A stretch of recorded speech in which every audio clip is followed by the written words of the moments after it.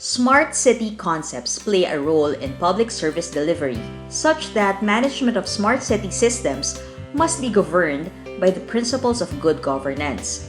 However, how does this take place in actual cities? In this episode, we talk about governance mechanisms and ways smart cities have prospered and failed in meeting good public management. What elements of public management are needed to implement smart cities? And how do you design such a system? So, hi everyone, welcome back to Coffee Break with Urbana. I'm here right now at the beautiful Leiden University with Sarah Giest and Alex Ingrams. So, Sarah here is an associate professor at Leiden University, specializing in public policy and analysis, focusing on policy instruments and capacity in the innovation, technology, and sustainability realm. And Alex is an assistant professor also here at Leiden University, working on in government, technology, policy, information, and transparency. So welcome to Coffee Break with Urbana. Thank you. We are not having coffee, we're having tea. So maybe, would you like to have some tea? Okay. So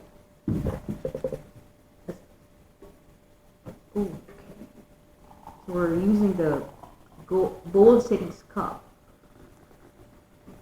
And Alex hasn't seen this, right? The magic. The magic. I'm attentive. Wow, look at that. So basically what we're going to talk about today is smart city and public management. And as Alex is pouring his hot water for his tea, I just want to read something that I've read, Grossi et al. 2020. We need to give a good acknowledgement for this. He said that smart cities can be viewed as a system of information and flows that can be controlled, modified, and optimized to reach efficiency goals in many areas. But how does this really take place in cities and in implementing such smart city concepts? Yeah, so let me respond to that first. So I think maybe taking a step first and thinking about the city itself. So I think the city as a space is really important because that's where government and citizens intersect directly. So if there's a change in policy, there's usually a change in service. So something changes for the citizens in their interaction with the city. And then we also maybe need to differentiate, I don't know if Alex agrees, between sort of the use of data in new ways, digitizing something. So those are two different processes, right? Are we putting something online as a digital procedure that used to be face-to-face or used to be on paper? So that's one step. Or are we going one step further and are we looking at data about the service and then trying to figure out patterns and potential fraud? Or are we making it easier for the citizens by pre-filling in a form, automating certain processes? So there's different efficiency gains the government is looking for, and they're often linked to also fraud detection. But obviously there's another side to this. When we think about digitizing things, there's also the side about people who might not have the digital skills to actually fill in an online form. They need the phone number to actually link up to government. Or people who are illiterate, who have trouble reading anyway, so reading it on a screen is that extra hurdle for them to connect with government.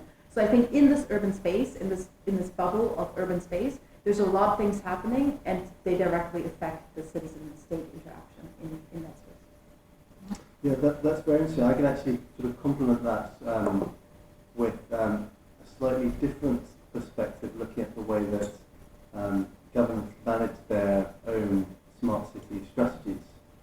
So these ultimately, as Sarah has said, have big impacts on citizens' lives.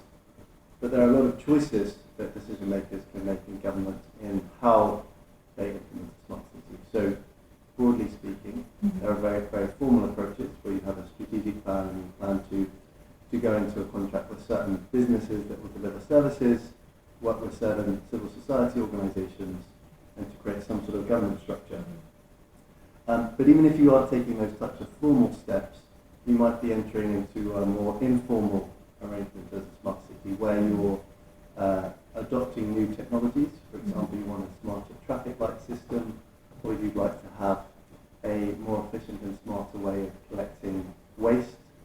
And you may not have strategized at a high level in the city, but you're nevertheless moving towards these types of smart services. And similarly, as Sarah said, they're still having those types of impacts on everyday people's lives, which is ultimately the most important thing. Sarah mentioned something about data patterns and fraud detection. How do we also, because I know, Alex, you're focusing on transparency and how do we make sure that these data is transparent also to the people? Yes, well, there are lots of legal statutes that require data to be created by funds that were ultimately provided through taxes. Then there's a right that citizens have to most types of information. Now, laws will stipulate whether certain kinds of information, if they're very sensitive because they have private information, or if they're in a national security interest, for example, those are two types that would not be transparent. But most other types of information, governments should either be making proactively available when they collect data from people's everyday use of services in a smart city, or at least if citizens have a genuine reason for asking for it, they need to be able to make it to available to citizens in a quick and accessible way. Yeah, and I think there's also an aspect of awareness among governments when certain data is used. Is there, for example, a feedback loop where a bureaucrat can say, look, I'm using this data or I'm using this automation end of this data. What does it actually do with the service I'm trying to provide or the information I'm giving to citizens?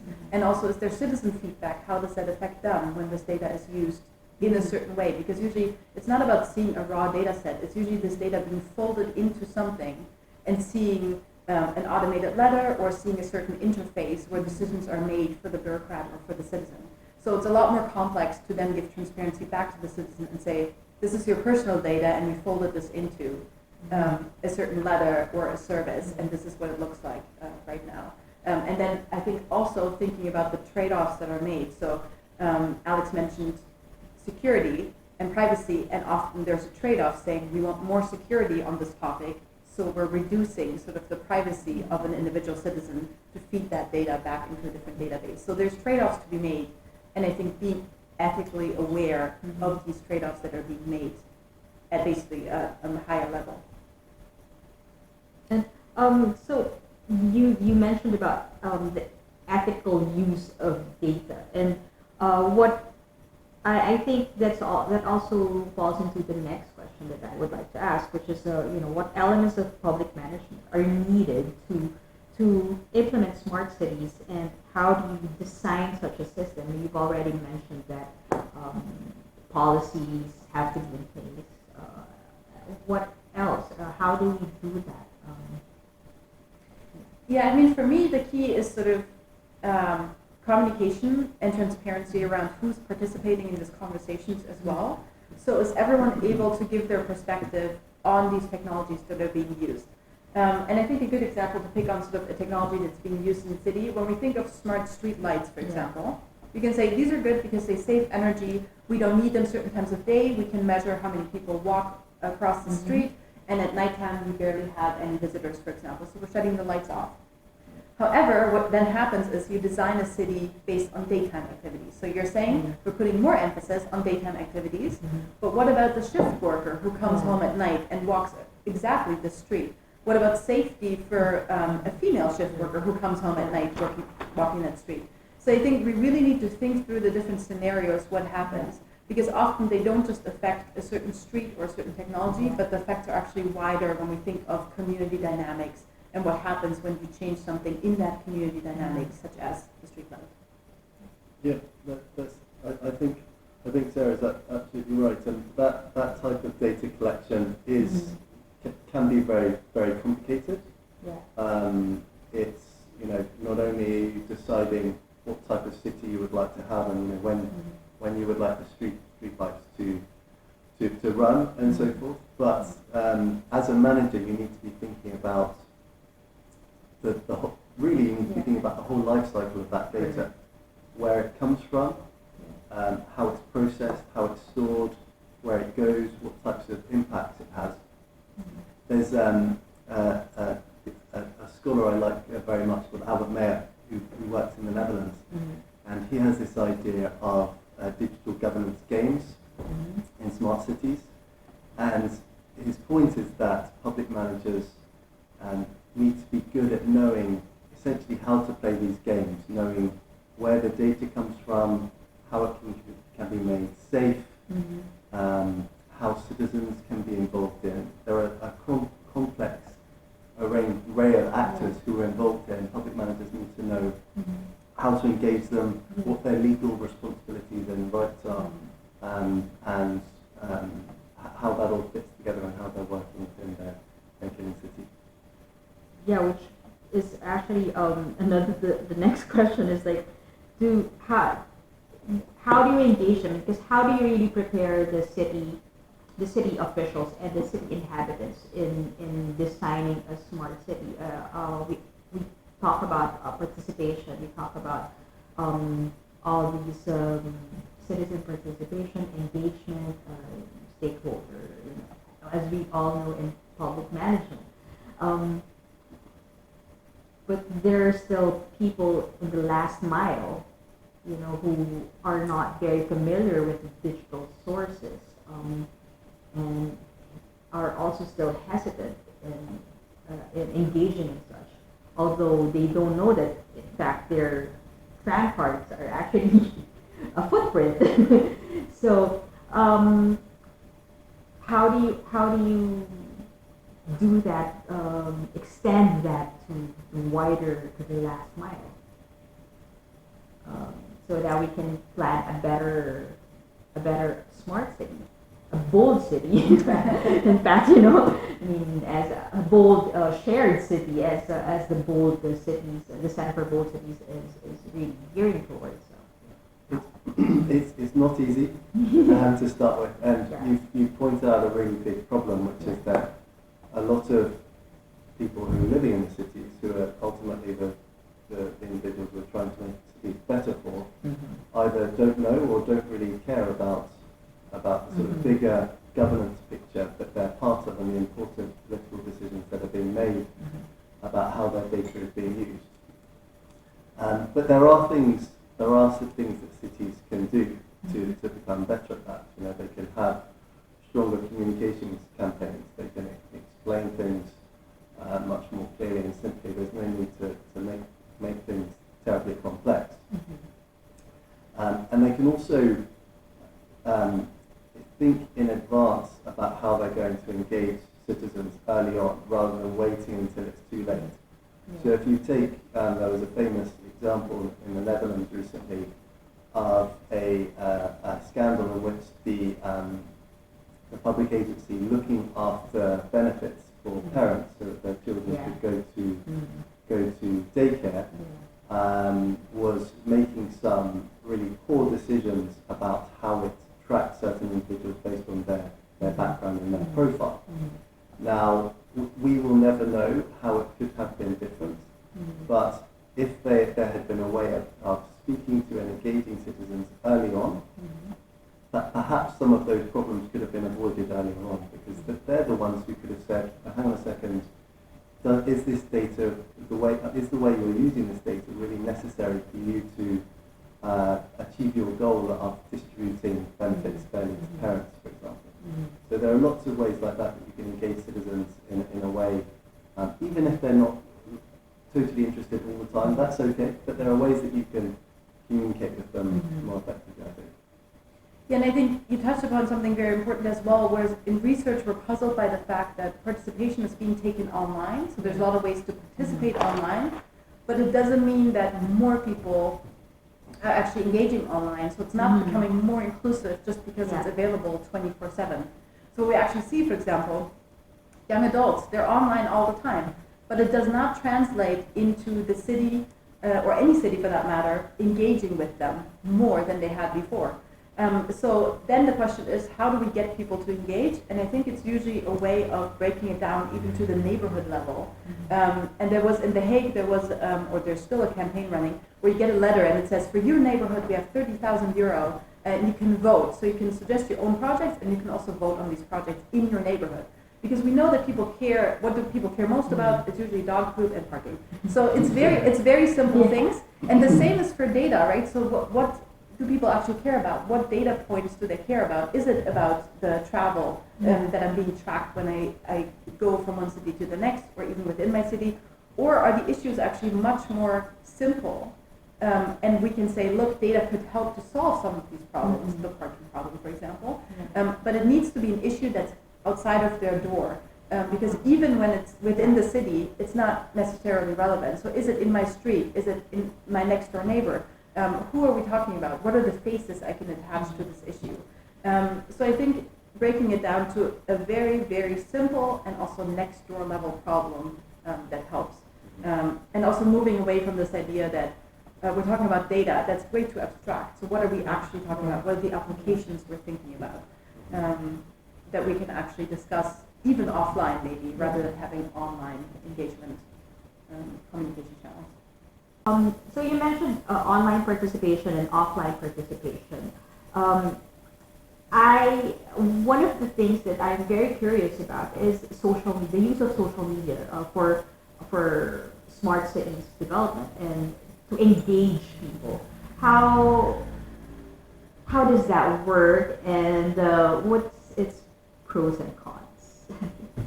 Yeah, I have a hard time finding pros, so I'll start with the cons, and maybe Alex can find some pros. So obviously, when you enter a social media platform, and it doesn't really matter which one, you're first of all abiding to their rules. So whatever rules they have in terms of word limit, in terms of posting, in terms of which posts are shown based on the algorithm, even the city is part of that. So they cannot change the rules of this platform. The second thing is you're only reaching a small portion of your citizens within the city, because we know that people who are on social media are usually Western, they're usually educated, and they're usually rich. So we know that you're forgetting basically a large part of your citizenship basically. So this is something that also speaks to the awareness of public managers. They need to know that if you are on social media, you're only reaching a certain part of the city. And then it's also a very slippery slope in the sense that you want to be fast in responding, but you also want to be correct in what you say, right? So I think these platforms push to be fast and to jump on a lot of issues that the city might not want to jump on. And I think then you need a good plan of how do we respond to certain requests, for example. So let's take, for example, someone goes on Twitter and says, look, there's garbage in this park around the corner from me, please fix it. And they have you tagged. So you say, okay, this is important, we need to respond to this because people want to see that we're responsive to our citizenship. So then the best strategy is to figure out, is it an emergency? No, it's not. So you don't need to give them a phone number to call someone, but it is still a problem. So you can say, here's an app that we created for our city specifically that feeds into our public management system where someone comes and picks up the trash, for example. Or you can tell them, please give us more information, please get in touch with us directly. So I think, to me, actually, the smartest social media strategy is to get people off of social media once you've got in contact with them and direct them towards other forms of communication that you can control, that are in your control, basically. Yeah, and I think that's a key area of decision making for public managers. And there are so many different ways they can do it. And different sectors within a city might choose to do it one way rather than another. So, for example, if you look at, there's growing use of social media in the police. Now, cities have a decision to make. Do they want to centralise their communications and have quite tight control over the types of messaging they're giving citizens, or can individual police officers have their own social media accounts, and are they anonymous, or are they sort of speaking on behalf of the department? And these might seem like very technical and significant questions, but they all will have an impact on how that department is perceived by the public, the degrees of trust, the amount of clarity the public has on what the police's policy is and what they're doing, and all these types of things will affect the trust and the credibility of those agencies. So it's really important that city leaders think carefully about how they're going to do that. So Sarah's suggestion is to create an app that they can control, right? But there are also cities that say cities that are, that let's say, because I know this for a fact, because in my dissertation I talked about both cities in the global north and the global south. And in the global south, where in particular in the Philippines, which I had two cases there, they use social media, particularly Facebook, to contact the municipality, the cities. So they have this fast interaction. They tell them that there's garbage in the middle of the street, or there's been an accident, and they're very, very active in the social media sense. And I like the fact that Sarah also mentioned that if they're responsive, then it's like psychologically, if they're responsive, people use it more. Mm-hmm. So that's what happens. And how would you advise cities such as not as rich or as cities in the global north to create your own app? Create your own app, because that's actually safeguarding not just the city, but the people as well, in terms of privacy. Because of course the user at the city level can also access, especially in Facebook, when you make a comment, then you can click on the profile, then you know where the person is, then especially if everything is public, then they can see it. How do you try to get cities in the global south to think differently and working on online participatory technologies? Yeah, I think there's so many good points in this comment, in the sense that yes, not every country and every city has the money to set up their own infrastructure, and I think that's a really important point. But also keeping in mind that these platforms are exploiting that fact and saying they're becoming the third person at the table, right? So you have the citizen, you have the government, and then there's this third party who says, I'm benefiting from your data and I'm giving you a platform that I've set up, and you need to adhere to the rules of my platform when you communicate. So that's, I think, is an important topic to keep in mind. And also to think about communication channels that don't have to involve being on your phone. So maybe having, let's say, a street sign that has a QR code or a phone number you can call. So this idea that everything needs to be sort of translated into a tweet or a Facebook post, I think is also not the right mindset, because a phone call can be as quick as a Facebook post. And you can just tell someone, look, I'm at the crossroad of this and this street. This is where I stand. Because I do understand app development costs time and money. And then you also need to get people to download that app. So there's an extra step that people might not have time to do. But what we see actually in people who are, so I specifically focus on vulnerable groups. So we see that people who have trouble communicating, reading and writing, they actually have a hard time communicating on social media and via email. So what they want is actually a phone number they can call, because they're a lot better in talking rather than in writing. So I think giving alternatives, so saying we have several communication channels, and to be honest, I think then it's the responsibility of the city to make sure that these communication channels all run into one department that then comes and picks up the trash. But I agree that that's definitely an issue if you don't have the funds to actually make this happen in another way that's sophisticated and protects the data of the citizens. Yeah, no, I think can't really. I think that's a wonderful answer. I can't really think of much to add to that, except that to think in the long term and to actually invest long term. The ability of citizens to navigate these complex issues will largely depend on how informed they are and how the types of skills and the types of they need confidence, they need understanding, they need social networks, they need support. And if you invest in that in the long term, then hopefully you'll enable them to use social media in a smarter way in the future. It's interesting because my case is like, as I mentioned, it's global north and global south. The global north is basically two cities here in the Netherlands, and they don't use Facebook, obviously, for obvious reasons. Like they don't use that to communicate to the government. not that way. I mean, they might have a group or whatever, but it's not directly to the government, because the government, what I've observed in my cases in the Philippines is that each city and even each department in each city has a Facebook page that you can message. So it's interesting how that happens. But yeah, I get the idea, because it's also sometimes, for me, I feel like I don't want the government to see my profile. Yeah, you don't want to see you don't feel like, but they're okay with it. They're okay with it. So it's interesting. Maybe it's the acceptability of or because that's the only medium that they have. Yeah, I was just going to say, it's also a luxury in the Netherlands to say, look, here's City Hall, you can make an appointment. Here's a phone number you can call. Here's an email address, and we're also on Facebook and Twitter. Whereas in other countries, you might say, no, I can actually only reach government via Facebook. So I think it's also a luxury to have all these options and say, let me choose the one that's most convenient to me and that protects my data the most. So, yeah.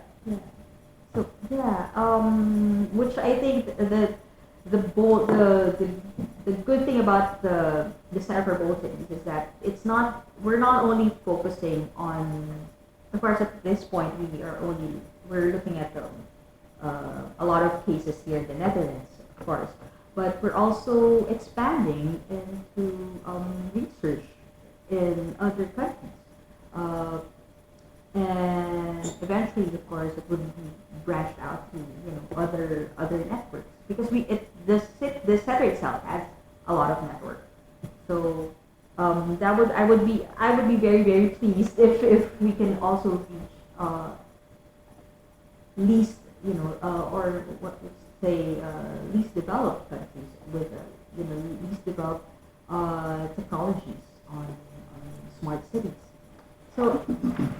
Going back to our discussion, we talked about politicians and their openness, or not, or maybe not their openness in providing these information. One question here is that many politicians, even leaders at the national and local levels, use social media to communicate their political views and articulate their branding in the online world. How do you see this phenomenon? Because it's very out there. Yeah, it is. I mean, we've seen so many high-profile cases of this happening today, and if we look at recent cases in Europe, for example, with Brexit, where there's been a huge politicization of social media. In the US as well, there's huge and growing gulf between political viewpoints, arguably somewhat exacerbated by social media. And I think we've also seen that recently during the coronavirus pandemic. Politicians using social media, often in very legitimate ways, as a way of communicating with people, letting them know what the important changes to travel policies are, policies in public spaces. But then it's also been, we know this period has been a time for opportunists to capitalise on misunderstanding or fear, and that's the danger area. And that's why we need to be really careful about the cons, the negative sides of this, as well as the possibilities for communicating and reaching a wide audience. Yeah, I think what people also forget is that back in the day, everyone received the same newspaper. So maybe you had subscriptions to different types of newspapers, but they weren't that different when it came down to what was reported. Nowadays, Alex's Facebook feed or Instagram feed is very different than mine, even though we're in the same circle. We're colleagues at the same university, we do research in similar areas, and even though we'll receive different information when we open our phone. And I think that's the danger where each person is in their own bubble, perpetuated by a platform that's driven by AI, what we want to see. So actually the information we have is very different on certain topics because we see different information on our phone. Whereas if we sit with the same newspaper, we might take away different things, but still we see the same or similar information at least. Yeah, I think that's absolutely right, and I think that I think people are looking for, we will never have, the times have changed, technology's moved on, we'll never quite have the same uniform access to media as we had before social media. But I think people are still looking for sort of clearer signposting and guidance for where they can get the right information and how they can collectively engage in deliberation with their neighbourhoods, their cities, their countries without having to deal with so much of the misunderstanding that these types of filter bubbles can create. So how do you find that clear signpost? How do you find that a clear signpost and that those platforms that we would say provide correct information? It's because of the algorithms that we have in our social media. It's totally different.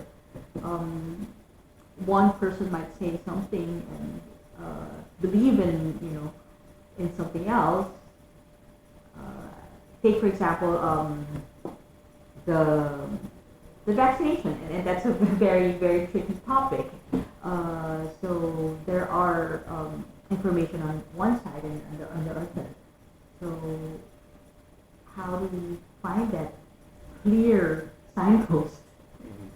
Well, fortunately, it's a very easy question to answer. How long have you got? Yeah, we'll have another episode for this. We'll come back more later. I'm curious to know what Sarah has to say on this. So I can just no, but one thing I would say is that this is a relatively recent problem, and I think we're starting to increasingly realise it needs to be tackled. We don't quite know what the best approaches are. There are a range of tools in the toolkit. There's greater regulation of tech companies. There's stronger laws around free speech and hate speech and online abuse as well, which is another really important part of it. There's changes you can make to the way the market for social media companies and tech companies work, so they're not so powerful. And I think we'll increasingly see a sort of a mixed approach to some of these problems, relying on a variety of different approaches. But yeah, it's not going to be easy, and I certainly don't know what the best approach is. Yeah, it's also so inherent and systematic because it's about people clicking more, the more sort of sensational the headline is. But then the question is it true?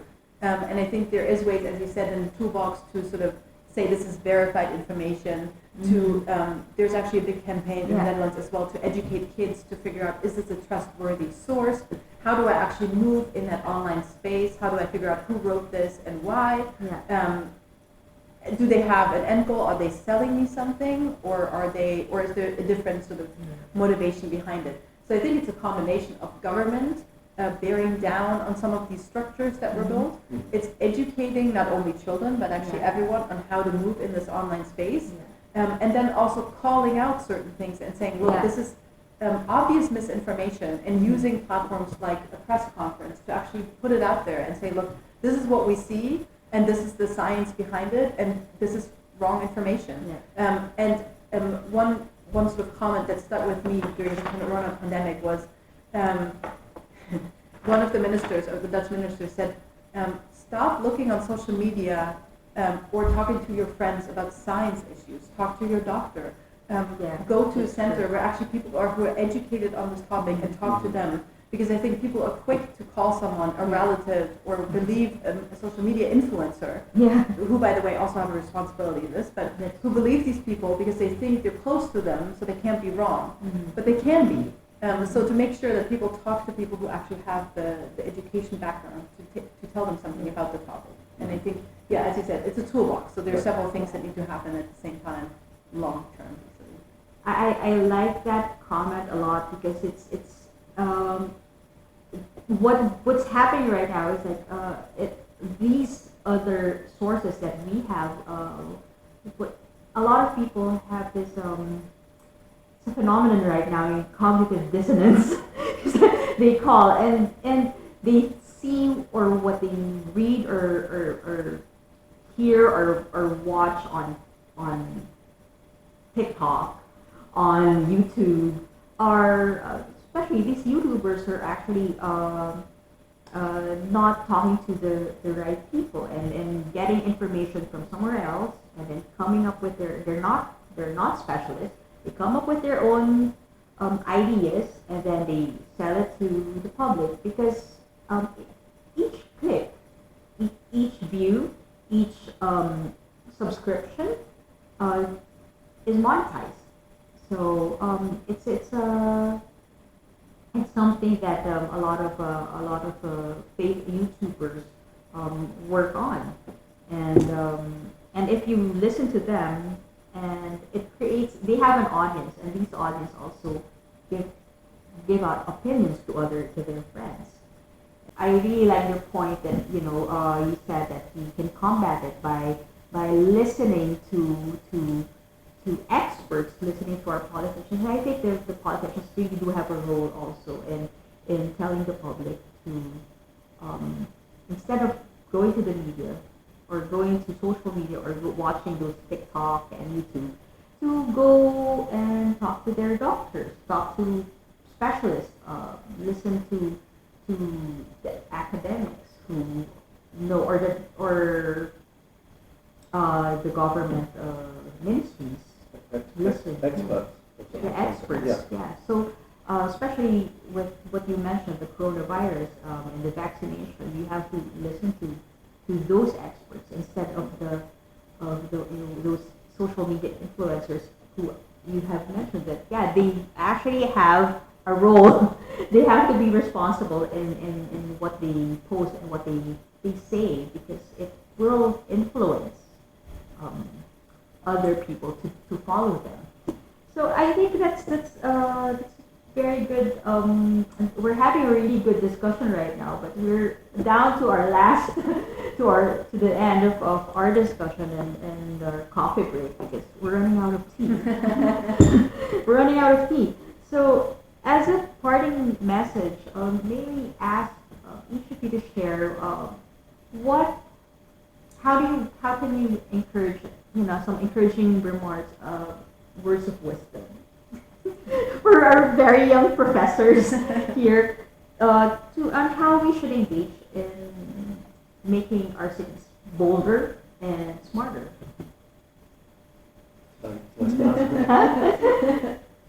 So what I've learned most about smart cities and the systems that they rely on, the data and the technologies, and also the types of impacts they have, among which we've been discussing those types of communication and knowledge informing types of impacts, is that the data, the impacts, the influencers, the tech companies, the government experts, all of these actors are in this together. Mm-hmm. They're in smart cities together, and so part of the solution should surely be to come up with some sort of governance arrangement that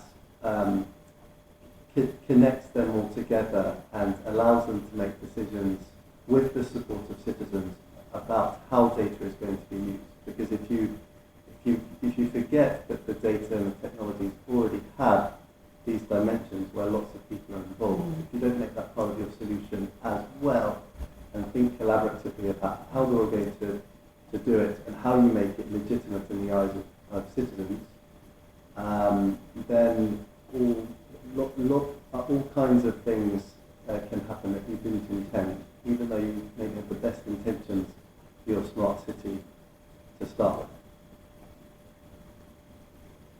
Yeah, I mean, yeah, very much agree. I think it's also important so we can get into the nitty-gritty details of certain applications.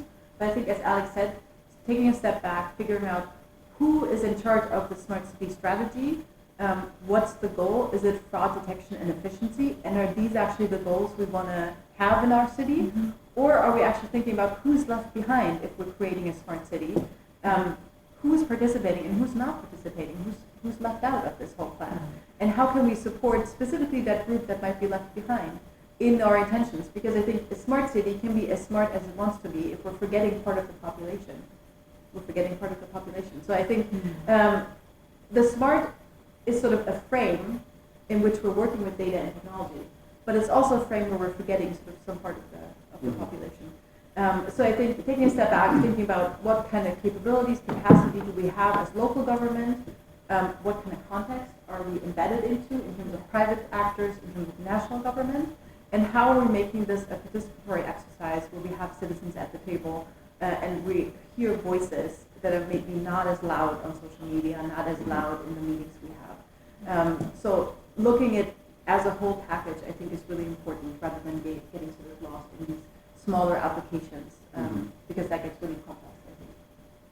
Thank you so much. I think what I'm gathering right now, the lesson that I'm learning from you two is that to make a bolder and smarter city, we need to listen to the soft voices that are not so loud, of course, to think collaboratively, to engage as a network, and to not forget those in the margins. Yeah? So thank you so much, and here, this is a Coffee Break with Urbana with Sarah and Alex, and our mug has turned black already, having coffee break, and thank you so much. Thank you. See you guys. Thank you.